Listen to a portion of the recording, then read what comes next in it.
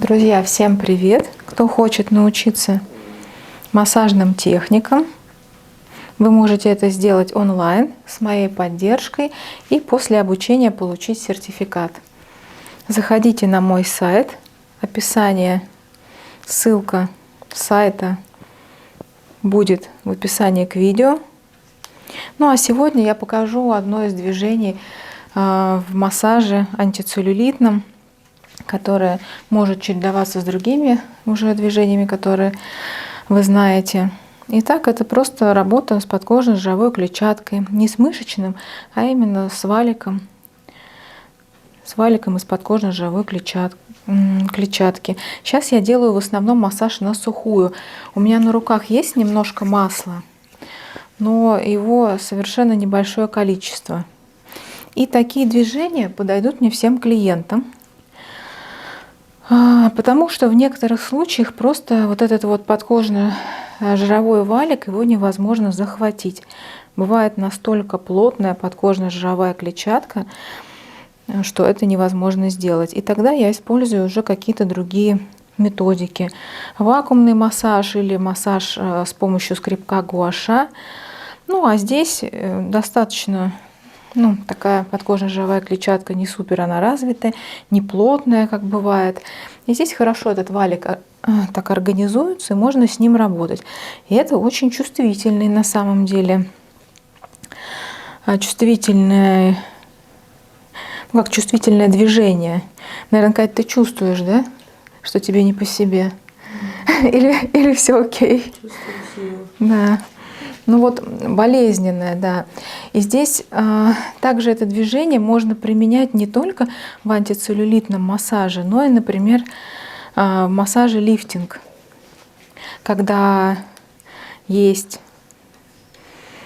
такое потеря тургора, есть, когда человек похудел или там по каким-то другим причинам, достаточно такая сильная дряблость, что можно этот же массаж выполнять как лифтинговый. И тогда мы делаем валик, и потом после этого делаем срыв. Вот такие движения. Их должно быть много-много. От этого кожа очень хорошо подтягивается, вот именно от таких движений. Также такой массаж можно выполнять с помощью меда. И это, наверное, будет даже более актуальным. Ну а сегодня такая методика именно в антицеллюлитном массаже. Конечно, я не делаю весь антицеллюлитный массаж, такие движения, а делаю в какой-то период или чередую с другими движениями. Захват валика, я его держу плотно и потом отпускаю. Вы можете заметить, что я валик не веду, такие движения не делаю, это бессмысленно, это совсем другое. То есть я организую валик, его держу и отпускаю плотно, чтобы был тугой центр. И вы чувствуете, точнее видите, Катя чувствует боль, да, а вы видите, что есть некая гиперемия, то есть и вот это место, оно нагрелось, более такое теплое стало по ощущениям. Такие же валики можно делать, в принципе, в любой части тела. Вот и на ноге тоже, да, на другой. Даже не переходя на другую часть стола массажного, в другую сторону. Можно также делать, так, держать валик, удерживать его и отпускать. Он достаточно такой сильный. Получается тугой.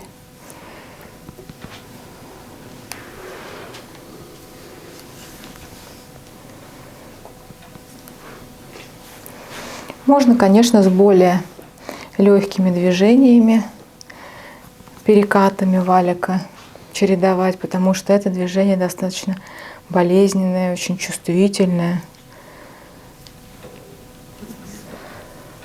Особенно внутренняя поверхность ноги.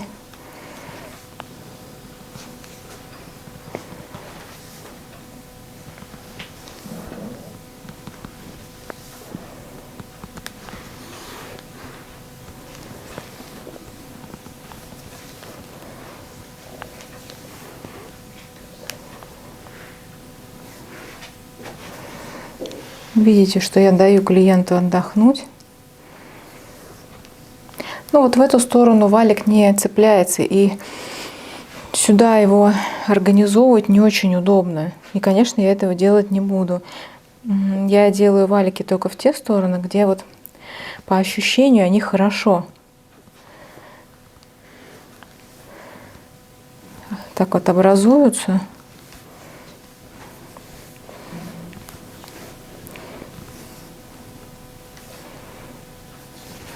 Также это можно на боках делать, на животике.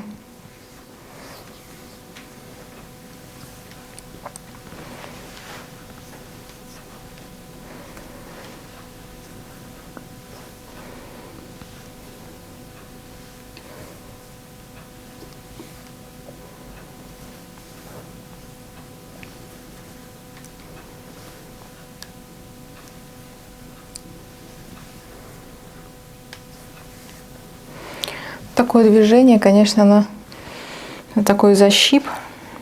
Есть такая аппаратная процедура, вакуумно-роликовый массаж. Но здесь вакуума нету, а тоже такой как-то складка образуется, и она достаточно чувствительная в этой аппаратной методике.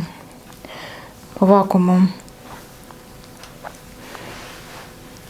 так засасывается часть кожи, и потом роликами прорабатывается. И все это там вот 1, 2, 3, 4 в течение 4 секунд. Такой хороший лифтинг-эффект, подтяжка.